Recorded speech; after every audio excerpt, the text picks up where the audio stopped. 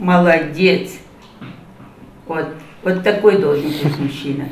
Если детей что-то беспокоит, Лидия Арсамакова понимает их без слов. Такая, можно сказать, суперспособность. Вначале проверка сердцебиения, прорезывание первых зубов и измерение параметров тела. Плановый осмотр для малышей очень важен. Ага, все, молодец, одевай. Сейчас я тебе лечение назначу. Лидия Арсамакова – педиатр с 40-летним стажем. У нее на учете состоят около 800 детей. Это направление очень сложное, но все равно с детьми как-то люблю детей.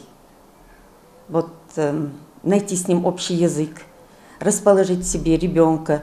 Прежде чем начать прием, конечно, мы сначала с мамой поговорим, ее доверие, войдем к ней доверие, а потом начинаем к себе располагать детей, маленьких детей. И ты видишь труд свой, заболеет ребенок, назначь лечение, на третий, на четвертый день он придет, уже приятно смотреть, что выздоровел ребенок, что твой труд зря не пропал. Сразу после школы Лидия окончила Северо-Осетинский государственный медицинский институт и с тех пор ни разу не изменила выбранной профессии.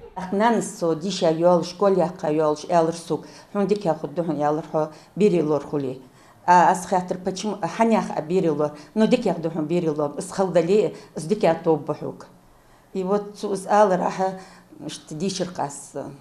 и здесь я сусун схаяны джадикретсун хосхетсун сейболх сбегетсу. 45 лет своей жизни педиатрии отдала и Хадишат Лианова. Она любит работать с детьми и налаживать с ними контакт. На ее участке 765 детей. Берем детей, больных детей на диспансерный учет ставим. Обязательно вызываем, осматриваем по зависимости от патологии, какая у ребенка, от этого и зависит, сколько раз его надо в течение года осматривать.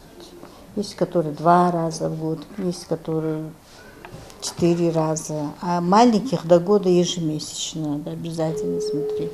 Даже чаще, если ребенка мы отнесли в группу риска, это дети, которые не больны, но угрожаемые по каким-то другим отклонениям.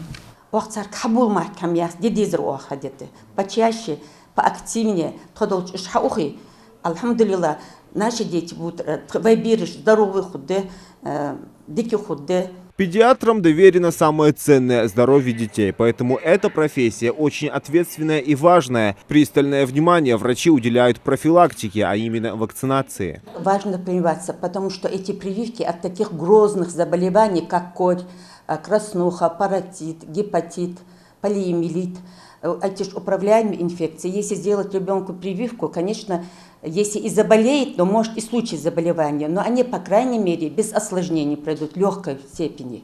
Конечно, нужно прививать, и нужно прививать в свои декретивные возраста, слушаться нас, педиатров, приводить к своим участковым педиатрам своих детей, позаботиться о их здоровье, потому что здоровье нации – это здоровье детей. При этом педиатры со стажем передают свой опыт начинающим специалистам, что тоже очень важно. Могу сказать, что Арсамакова Лидия Ибрагимовна и Лиана Хаджаят Макшейпина – это все доктора, которые работают очень давно. Могу сказать даже, что вот я уже после института поступила именно к ним и начинала, они, как бы, можно сказать, меня обучали. Непосредственно Лидия Ибрагимовна была моим руководителем, когда я проходила интернатуру. Могу сказать, что оба этих доктора – люди, которые чрезвычайно отзывчивые, они очень доброжелательны, всегда придут и на помощь, и подскажут, и покажут молодым начинающим докторам. А самый главный секрет успеха простой, говорят врачи. Детский доктор и сам должен всегда оставаться немного ребенком. Зелимхан Калоев, Мухаммад Билакиев, Новости 24.